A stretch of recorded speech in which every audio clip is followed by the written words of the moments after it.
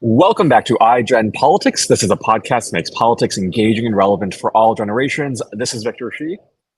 And this is Jill Wine-Banks. And today's Jill's pin is an ERA Now pin because there were hearings today and Alison is giving me a thumbs up and we're going to be talking about this. But since the fall of Roe made the case for equal rights amendment more evident than it's ever been, I have been sort of touting it. And it isn't just the loss of reproductive freedom that is a reason why we need the Equal Rights Amendment. We need it because women have never, ever had equal rights to those enjoyed by men. And it's something that's long overdue and that every other advanced country already has.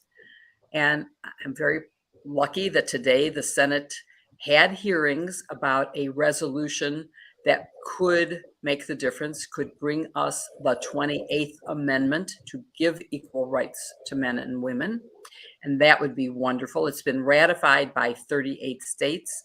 And the time frame that was set for ratification was in a preface, not in the text.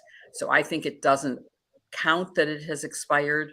And I would argue that even if Congress doesn't pass the resolution they're now considering, President Biden has the authority and the power to make the Equal Rights Amendment, the 28th Amendment, by simply ordering the archivist to publish it and his attorney general to start enforcing it as the law of the land.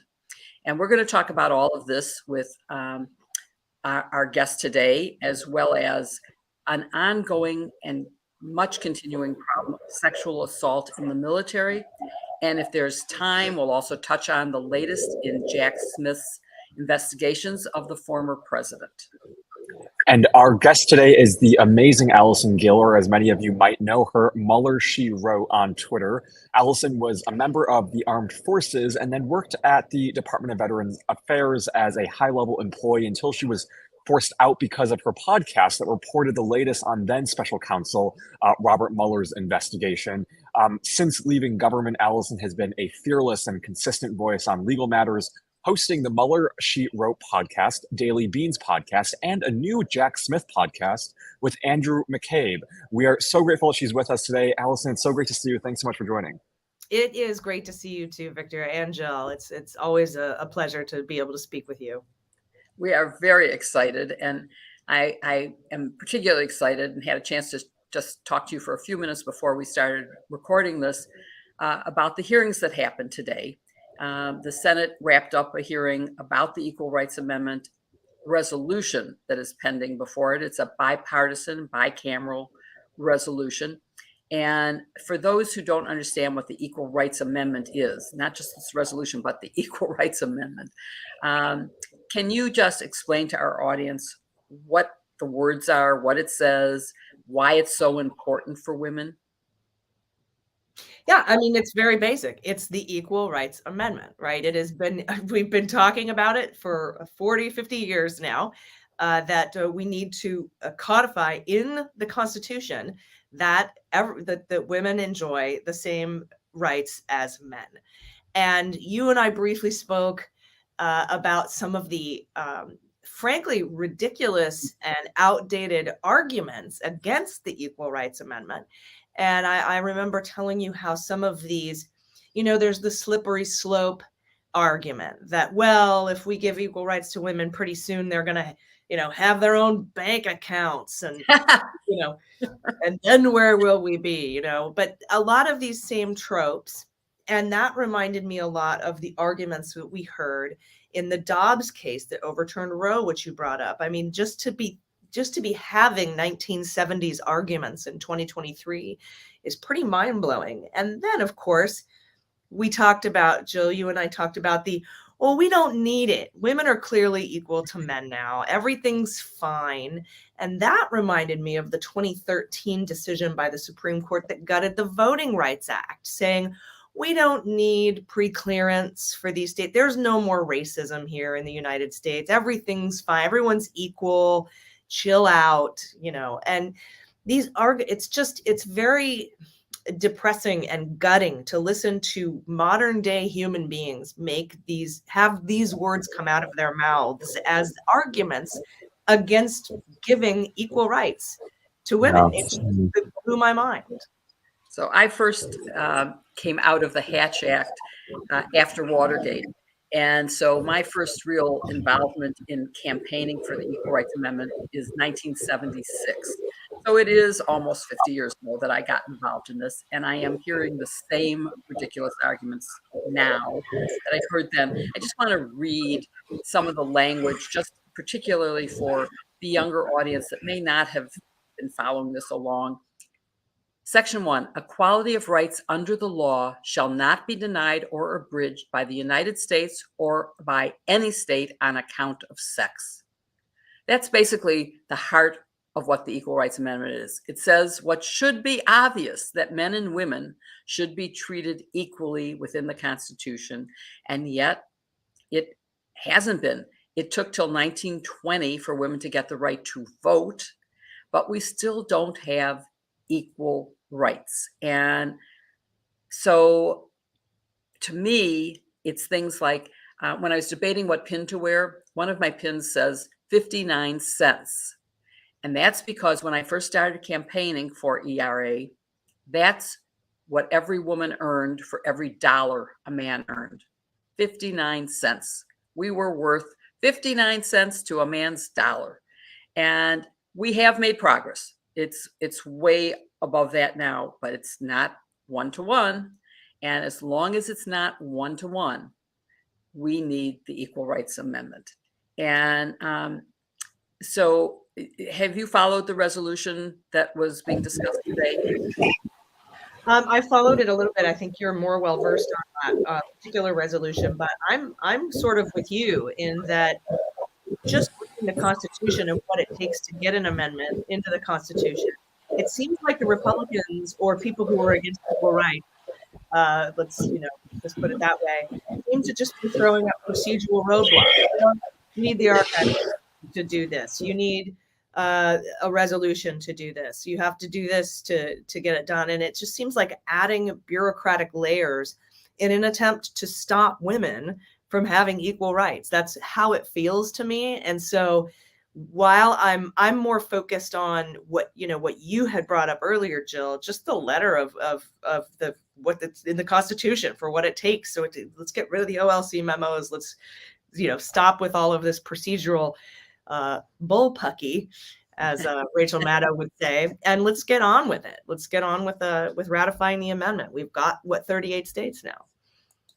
So on that note, I mean, I'm curious, 38 states, which is more than two thirds, have already signed on to adopting the ERA. And under Article 5 of the amendment provision of our Constitution, that's what's needed. So I'm wondering, what is the holdup here and what's the problem? Yeah, I think that's basically it. I have the same question, Victor. Well, the answer is that there is an argument being made that a few states have tried to rescind their ratifications. And the other is that Congress had a time deadline set. Originally, when they first proposed this legislation for voting by the states, it said there were 7 years in which to pass it. That 7 years has expired. It was extended, but even the extension has expired. And 3 states ratified after the deadline. The argument answering that is that the deadline was put in a preface, not in the text. And so what was sent to the states to ratify had no deadline in it. And therefore, there should be no deadline enforced because it was just sort of advisory. It wasn't in the actual language of the Constitution. And it is clear from the history of our Constitution and case law that you cannot rescind a ratification vote. So it seems to me that 38 states, the required number, have voted yes, and that the deadline is invalid and that the rescissions are invalid. And therefore, it is under its own terms. It says it takes effect immediately and becomes enforceable 2 years after the 38th vote, which is now 3 years ago. So in my mind, the Attorney General of the United States should be enforcing this and protecting women against discrimination. And the arguments that I heard today were just ridiculous. Things like, in the original arguments, it was things like, I don't want to share a bathroom with a man. I don't want to have to pay alimony.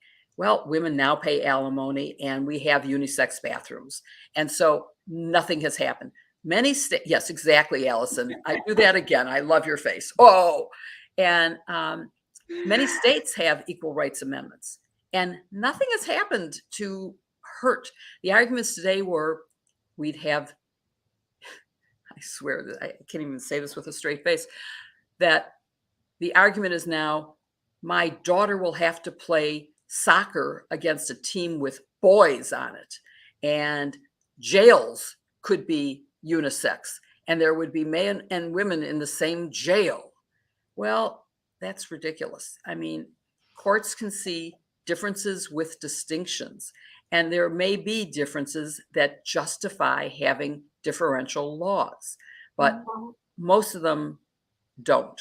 But I think we have to look at, is there something, do we need congressional action? And based on your experience, Allison, is there any chance that this Congress, with a Republican House and a slim majority, certainly not a 60 vote in the Senate, that there could possibly be anything passed that favors this?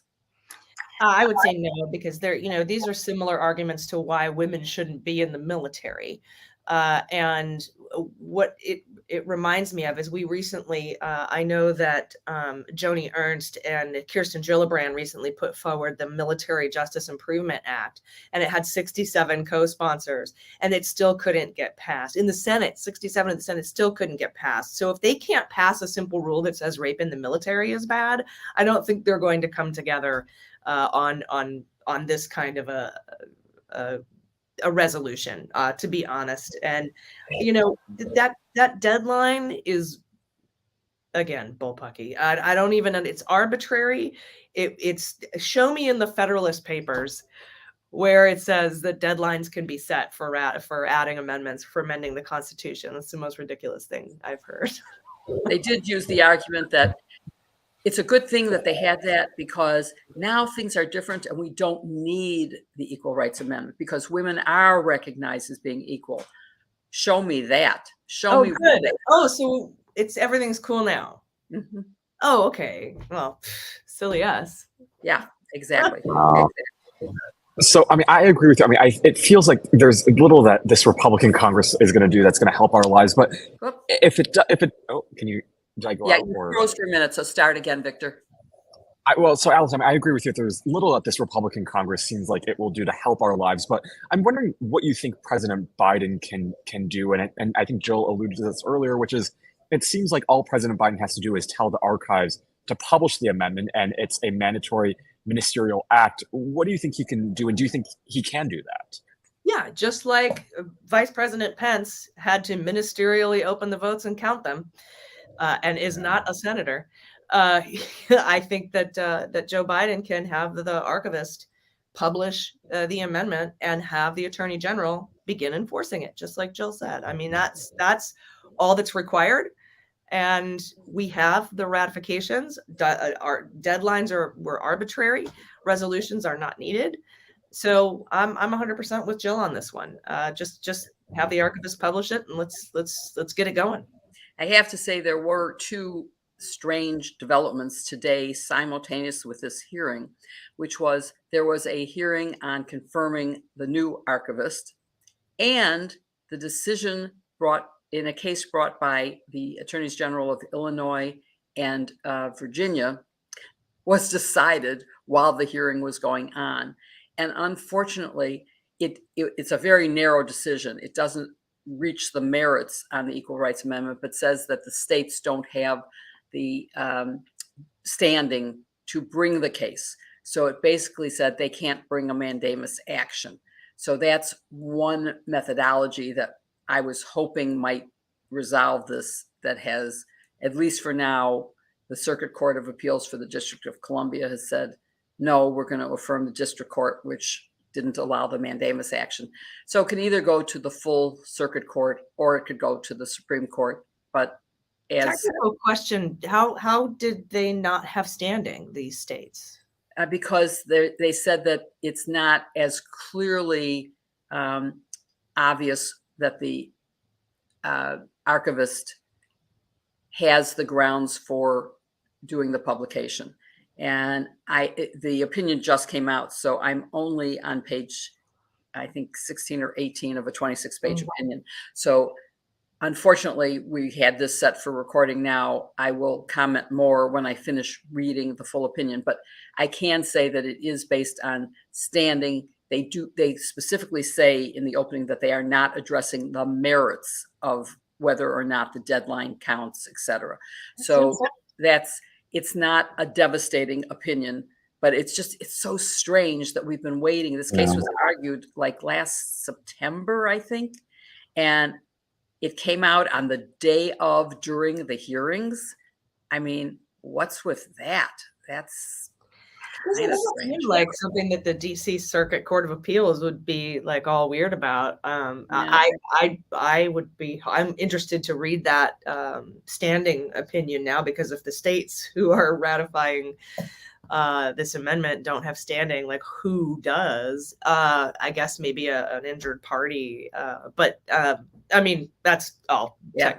But and I want to go back to a statute that you mentioned about military sexual assault, but I think Victor has one more question on the ERA before we move to sexual assault in the military. Yeah, I mean, it was just about the politics of doing this and what President Biden can do, I guess, in 2024. I'm wondering, do you think that the ERA could be a motivating issue for Democrats? Could this make, I guess, people feel energized and united on our side?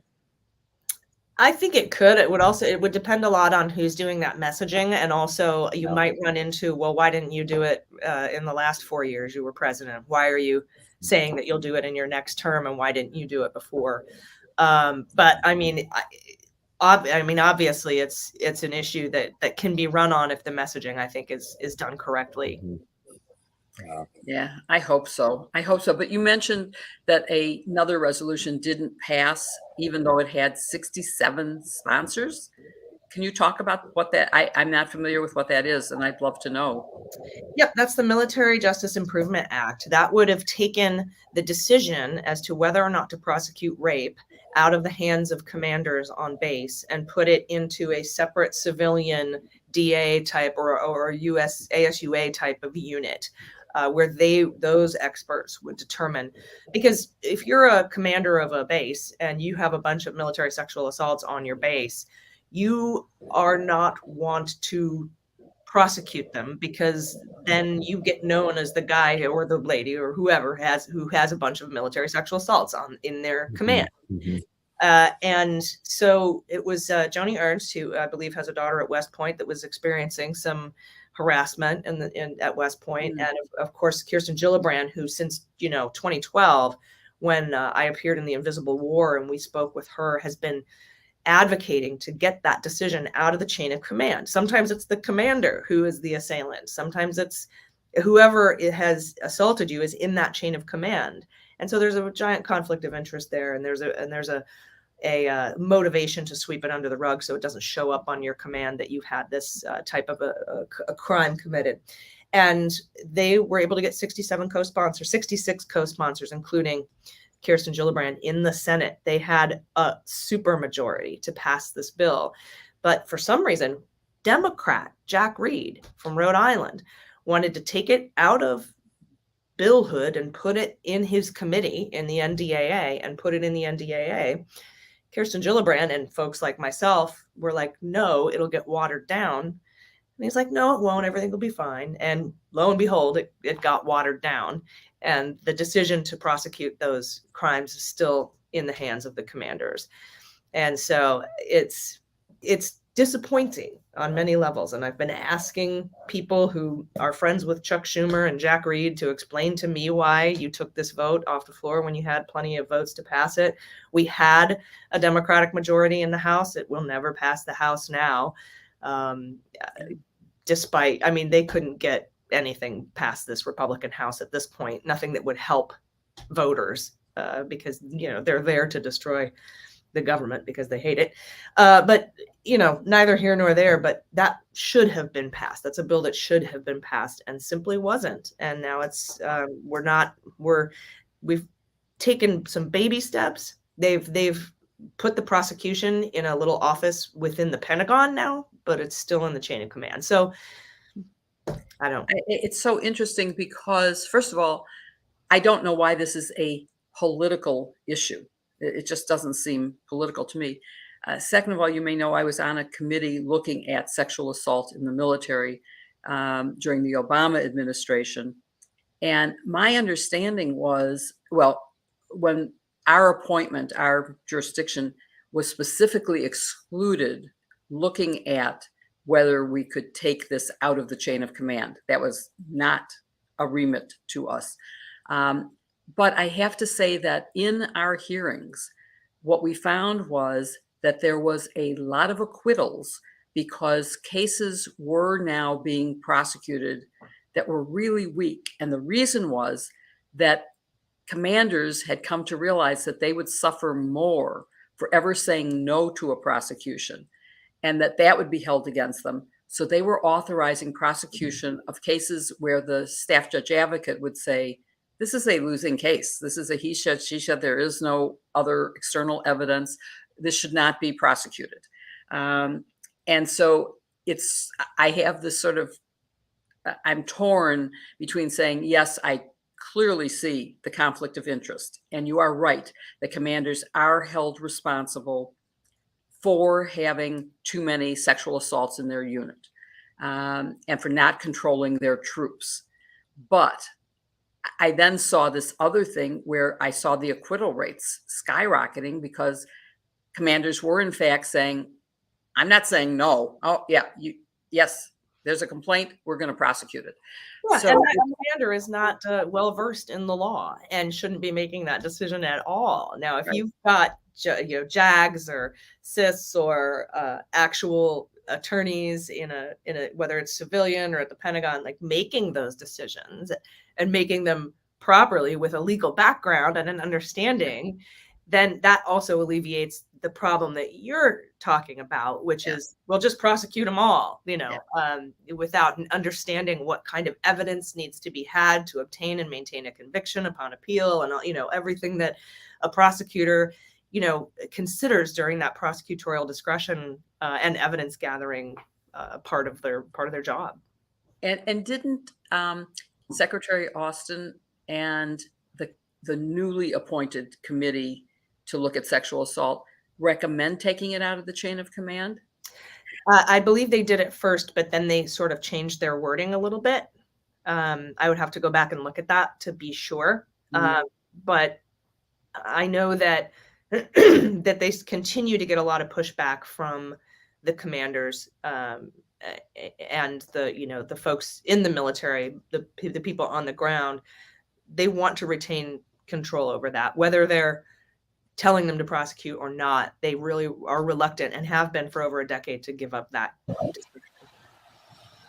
So, and you wrote this really gut-wrenching piece in the Washington Post right before the fall of Roe about your story. I know so many people thank you for doing so about your experience in the military. And you mentioned this really just startling statistic, which is in 2018, the Department of Defense reported that 20,500 service members experienced a similar situation, which is up more than 14,000 from 2 years ago. I'm wondering, why isn't this getting any better? And also, more specifically, do men undergo sexual assault training in the military? And if they are, how can it be improved? Because it clearly doesn't seem to be working very well. Well, the remedy back in 2012, instead of taking it out of the hands of the commanders, the remedy was the SARP programs, the sexual assault and rape prevention programs, which are absolutely ridiculous and have shown through the numbers that there is zero improvement, which is why they were able to get 67 people to sign on to this bill. We've been trying for a decade and we haven't been able to improve the numbers.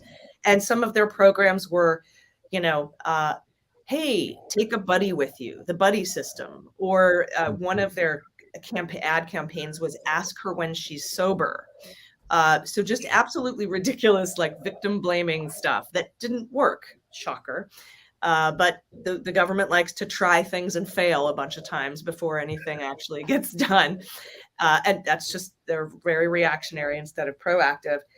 But I'm very, very happy to say that, in that op-ed, I said that the Pentagon post-Roe really needs to make sure that they approve leave travel for people who have either experienced sexual assault or have become pregnant, or just become pregnant and want to seek abortion care, but are stationed in states that have banned abortion. You don't get to choose. I mean, sometimes you do, but you generally don't get to choose where you're stationed.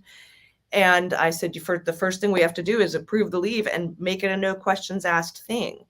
That you need leave, you get leave. And I'm very happy to report that Secretary of Defense Lloyd Austin has implemented that policy, a no questions asked travel leave for medical purposes. And that's like one of the coolest things I've ever done in my life, and is to help influence that policy. And because I just think of how many people's lives are going to be saved because they don't have to worry and be afraid to ask for leave to travel for that kind of care. So we find our workarounds, as we do in these bureaucracies. But I still have faith that our legislators are going to keep pushing to make sure that this problem gets attention at the source. We need to stop the sexual assaults, not figure out how to sort out the problems caused by them. So congratulations, Alison, on getting that through. That is a very big deal, and you should be very, very proud and happy about that outcome. So congratulations. It's you mentioned that you think that the sexual assault training isn't working. And pretty much when I was on the committee and we had hearings, it was pretty clear it wasn't working, and that it had gotten to be so repetitive that people were just tuning out, which can be a problem with overtraining. But do you have any specific suggestions that the military might consider in what would be effective training? They were focusing a lot on consent and having everybody understand what consent means and what state of mind you have to be in. You sort of jokingly said, ask when she's sober. And that certainly is true, that a person with a certain blood alcohol content is just deemed not to be able to consent. You cannot have informed consent when you are completely intoxicated. But what would work? And I want to mention one other aspect of this, which is something that I mistakenly thought, which was in talking to people at the service academies. And my impression is that if you get into West Point or the Air Force Academy or the Naval Academy, you are top of your class. You have extracurricular activities galore. You come from a great family. You have some political connections because you do have to have a recommendation. And so I was shocked to learn that one of the things they had added to the curriculum was relationships, because the students really did not understand not only consent, they didn't even understand what a real healthy relationship was, and that they were trying to develop training in that, which I don't know how you even go about that, but I'm wondering, because you really thought about this a lot, if you have some suggestions. Well, I think that to be honest, I am the wrong person to ask what these curriculums should include, because I am Gen X. And for me, and shout out to Victor, Gen Z has a much better grasp and understanding of consent and bodily autonomy. And I think they should be the ones shaping this curriculum.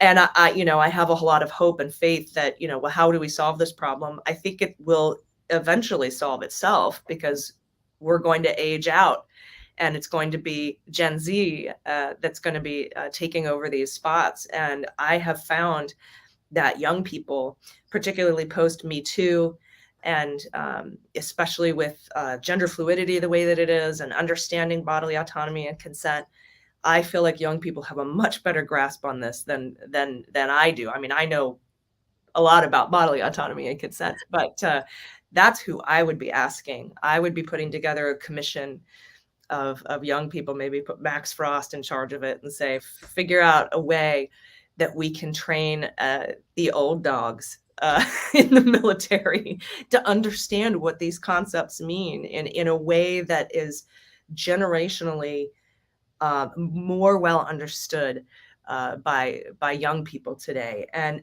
I have to hand it to especially so many young women that I've met talking at the college circuit and post Me Too, where they are very certain. I was convinced that the whole sexual assault was my fault and I did something wrong, and I had a hard time drawing boundaries at that age, and I had a hard time talking about it. And I don't see that at all in this upcoming generation, and I'm very hopeful because of that.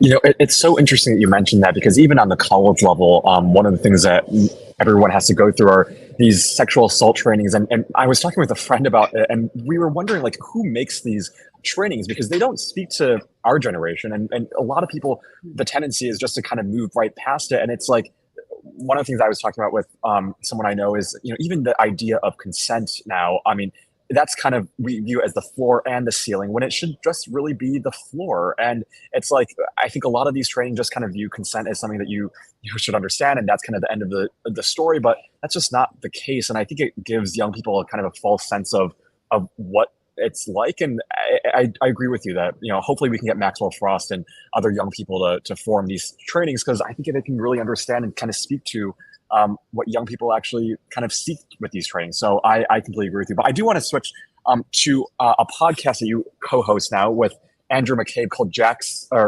Smith, I believe, right? Or what is it, Jack? Jack. It's just called Jack. Okay, so it's Jack, and it focuses on Jack Smith's investigations. So I'm wondering, can you give us an update on what is publicly available on the Jack Smith front so far? I think what I'm noticing is that, at least with the latest round of subpoenas from Jack Smith, and I think, Jill, you can attest to that, in this latest round, he started asking about the Save America PAC, the election fraud defense fund, which doesn't exist. He started asking about how that money was being spent, and how the election lies were amplified and mailed out for donations. And I think what Jack Smith is looking at here is, look, yeah, it could take a really long time to get Mike Pence to, give a full accounting of what happened because of all these privileges that he's trying to invoke. I think Pence will eventually lose, but it could take a long time. I think Jack Smith is focusing on wire fraud and money laundering. It's a 20-year max sentence. It's much easier to prove than incitation of an insurrection or seditious conspiracy. And we have a very clear-cut case of defrauding donors. And now with the Fox documents that we're getting out, and this Berkeley research firm that briefed Trump and Meadows in December that, look, we looked at 12, 15 different things. There's no election fraud. Everybody and their mother, including Bill Barr and Hirschman and Cipollone and Philbin, telling him he lost and there's no election fraud. Donahue and Rosen and everyone, this whole cacophony of people saying there's no election fraud. I think that's hands down proof that he defrauded donors and should face a very simple wire fraud case in fundraising off of the big lie. And that's just one aspect of like an 8-pronged conspiracy to overthrow the government. But I feel like he's focusing on that. And I think that's a good place to look. Do you have any predictions on a timeline for action? The sources I've spoken to inside the Department of Justice with regard to Jack Smith are saying he's looking at summer. My horse in this race has always been Fani Willis. I think she's going to be the one to indict first. But we know now that her regular grand jury gets sworn in on March 7th.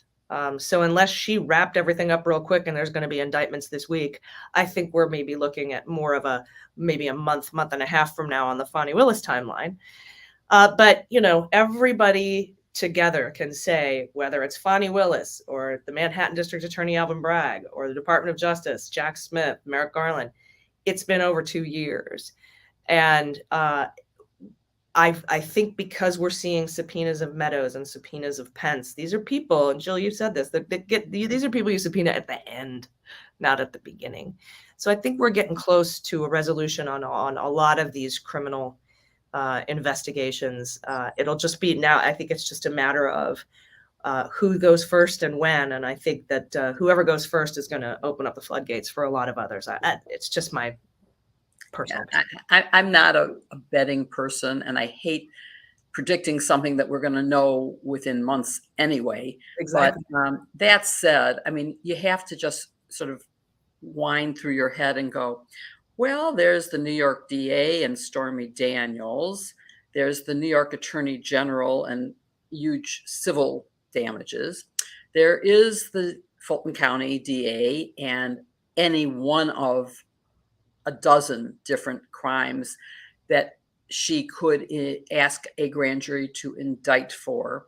And one of the reasons for her delay, even though she had a long time, well, in my mind, a long time ago, weeks ago, had said that indictments were imminent or decisions were imminent, which could have meant a declination as much as an indictment, is that little clue in the grand jury report, the special grand jury report that said, we believe that perjury was committed.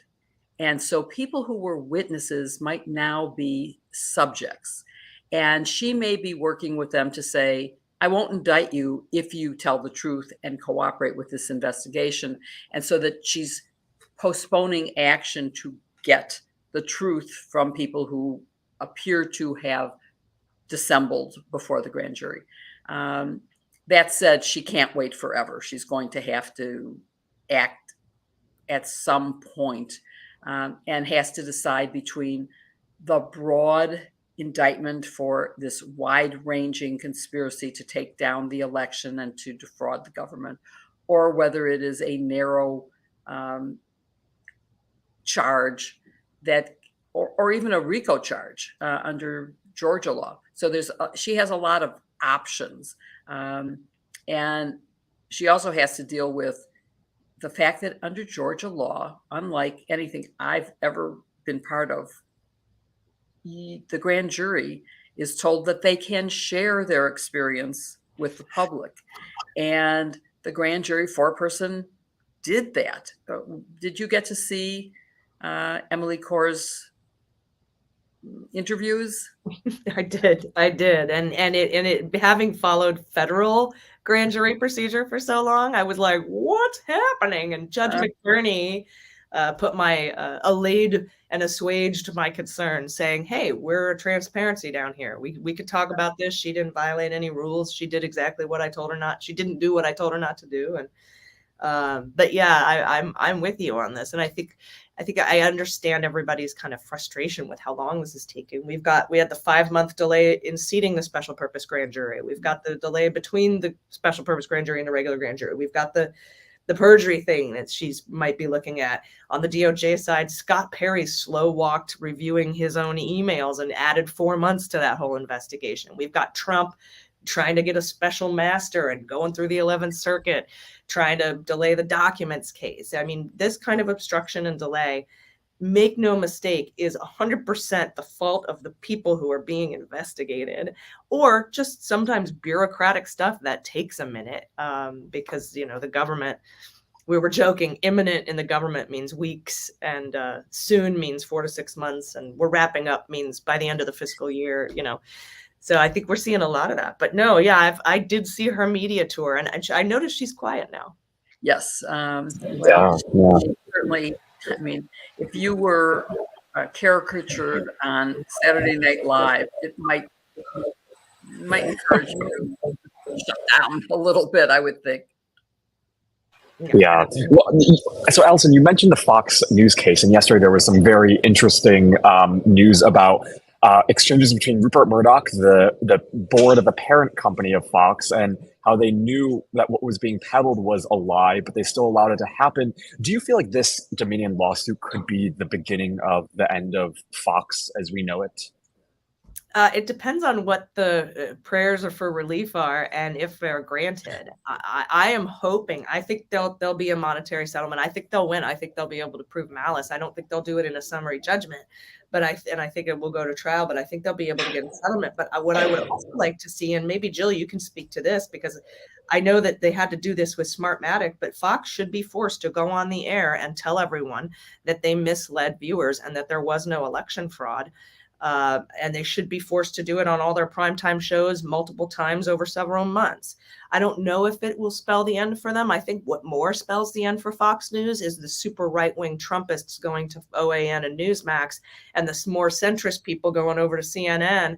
And Fox is just sort of left holding holding the bag there. Like, who do we even appeal to now?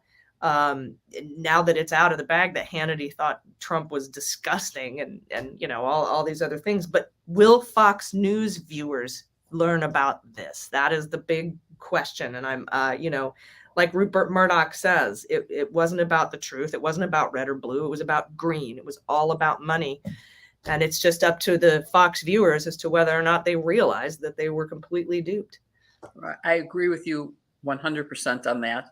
I do think I am still optimistic that, and not because 1.6 will be the death knell, 1.6 billion, which is a significant amount of money, even for the #1 cable news channel, but because there will be another 1.6 billion if they continue the behavior that led to this judgment. I mean, it's hard to believe that they actually wrote these things down and kept them, and that we have brilliant evidence of malice and knowledge of the lack of truth of what they were saying. They probably won't be writing emails to each other and text messages in the future, but they have learned that if they allow false information, misinformation, disinformation to be broadcast from their platform with the encouragement of their hosts, that they're going to be liable. And that means they'll lose their audience. And so if that's true, that puts them out of business, but it means the audience will migrate to someone else who then needs to be sued for the same reason. And I love, the idea of having to go on and say, we misled you. These facts were false. That would certainly also help in something that Victor and I spend a lot of time talking to guests about, and please weigh in. And that is, how do you communicate the truth? How do you get people who want to believe what they're hearing to believe what is actual fact? You have any clues for us on that? Any advice? No. I mean, it can sometimes make it worse, right? I've read a lot of books and studied a lot of stuff and talked to a lot of people who are cult experts. And if you tell somebody they're in a cult, they dig their heels in and push back even harder. So I do think them coming out and saying, hey, there was no election fraud. We said that because we didn't want to upset you. We wanted to tell you what you wanted to hear. I don't know what the statement would look like if they had to make one, but I don't know how that could be crafted in such a way where Fox News viewers across the country would go, oh, dang. I was tricked, and be angry at the right people for being tricked. But I definitely think it would be a deterrent. And I'm also interested, too, to see if this opens up a floodgate of other lawsuits, including maybe Capitol police officers, the Blasingame suit, who could go after Fox News for helping incite the riot, knowingly putting out false statements that upset the people that day. Some of the 1-6 defendants who say, oh, I got caught up in the moment. I was listening to Fox News. I listened to Donald Trump. If I had to go spend some jail time because I was brainwashed by Fox News, you bet I would probably turn around and sue Fox News for being culpable, for helping sick me on the Capitol that day. So we'll see. I mean, we'll see how it turns out. It's, we're still trying to figure out if people can civilly sue Donald Trump. The DOJ hasn't yet weighed in on that yet.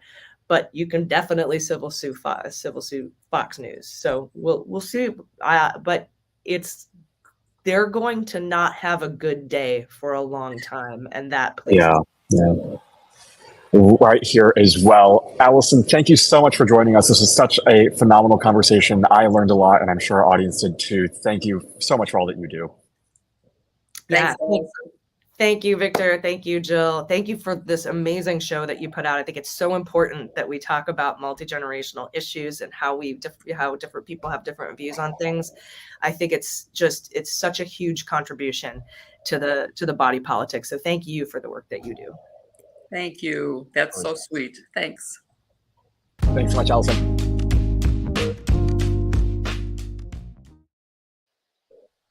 Well, that was an awesome episode, and I have to go back and watch the ERA hearing. But I did see that there was what gave me some comfort and hope is that there was a young person who was testifying today, apparently, and so hopefully we can get a younger generation to really care about this issue. And I know we talked about this briefly. I think the last time we talked about it was with Kate Shaw, and she was saying that we need a younger movement, just kind of like climate change and gun reform about things like the Electoral College, things like the ERA. So hopefully what's happening right now is now, I think Alison's suggestion that your generation start writing the rules of consent. Writing the rules of consent. Yeah. What should be in sexual assault training could be, and I do want to mention the young person who testified is a senior at Trinity College in Connecticut.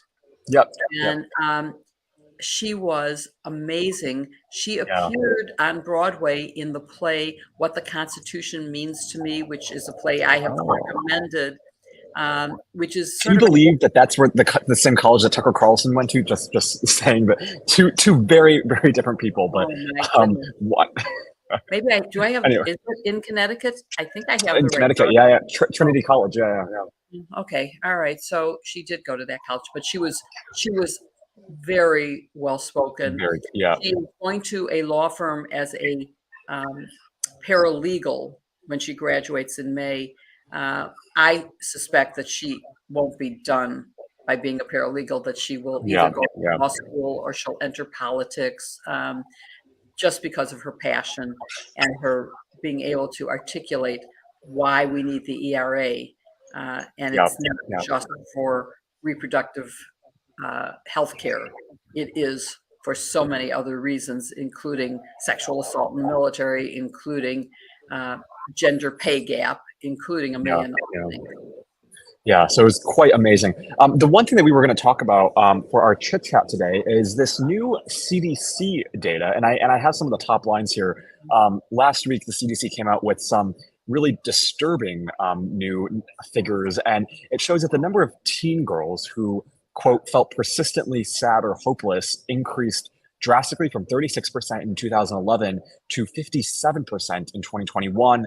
Teen boys also report struggles with mental health, slightly lower. 21% of teen boys felt persistently sad or hopeless in 2011. 29% said the same in 2021. And I know we're going to have on some psychologists who can help us make sense about this. But there was a really interesting piece in the New York Times written by Michelle Goldberg, who I'm sure maybe many of you have read or seen on MSNBC. I think she's a MSNBC contributor, about how maybe phones could be the problem of what we're seeing now. Jill, I'm wondering what you think of this. And I know we've talked a lot about phones and some of the harm it can do. But what do you think about phones and what it can do to mental health?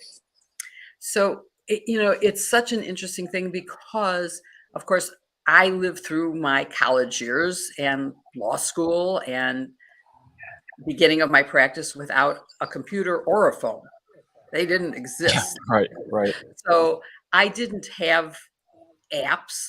And when phones first came out for business, they were Blackberries, which didn't have apps.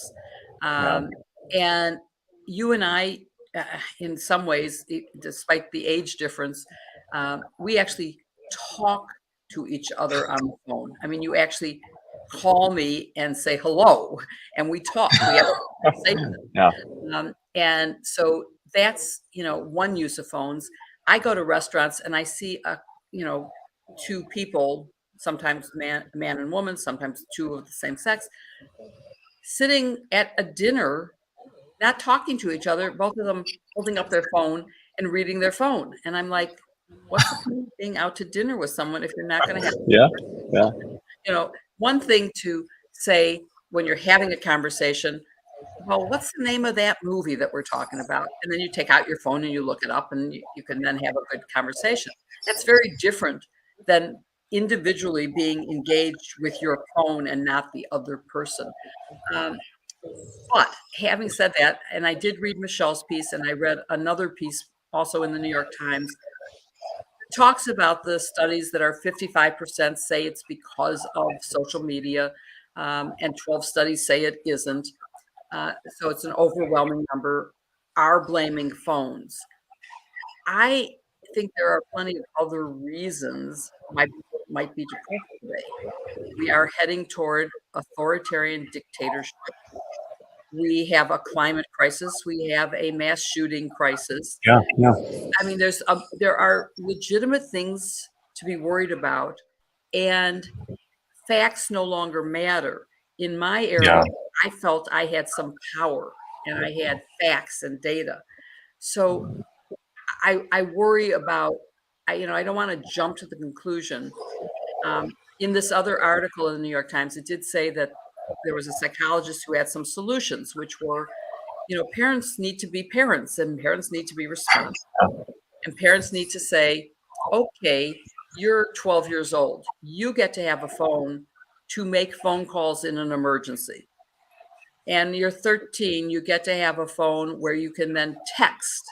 You're 18, you get to have a phone with all the apps, because by now I've trained you how to not be depressed when you see a fake image of either the perfect meal that is set up so beautifully that no one could aspire to create it in their home kitchen, or you see the perfect figure, the perfect makeup, the perfect dress, the perfect whatever.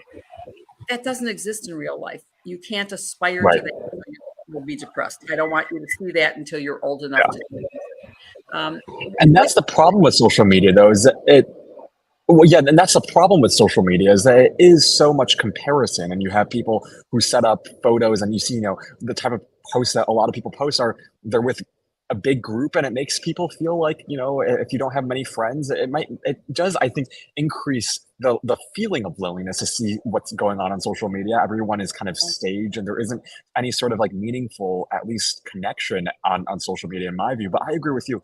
I think social media is definitely a big part of this, but there's also other issues, like you said. I mean, it's not like, I guess the issues that our generation are facing are bad. You have gun violence, you have climate change, but Michelle made this point, which is you also have other generations who also faced some really bad problems. And yesterday we were talking about how your generation feared nuclear annihilation, and Yeah. there's also Vietnam War, and so I think every generation feels the political problem. But I think now it's just there's so much, and then also I think with social media, I think it really does put young people in a really kind of bad situation where you're constantly comparing yourself to other people, and like you said, I mean, I find that the people that parents especially have a really important role.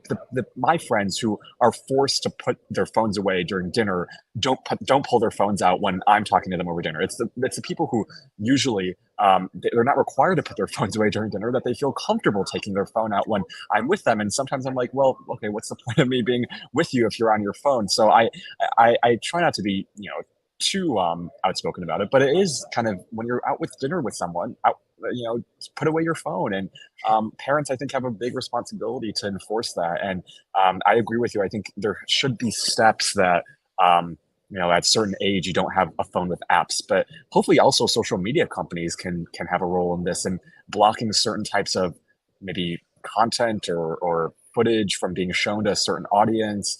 I think social media companies have a big role, but I think in terms of just what I'm seeing, phones do seem to at least hinder meaningful conversation. And we've talked about this before, where texting now is seen as a way of talking, which Right. is not. And so that's also an issue, which I think is like, you're what is referring to replacing it? a conversation I had when I was with my goddaughter and her children.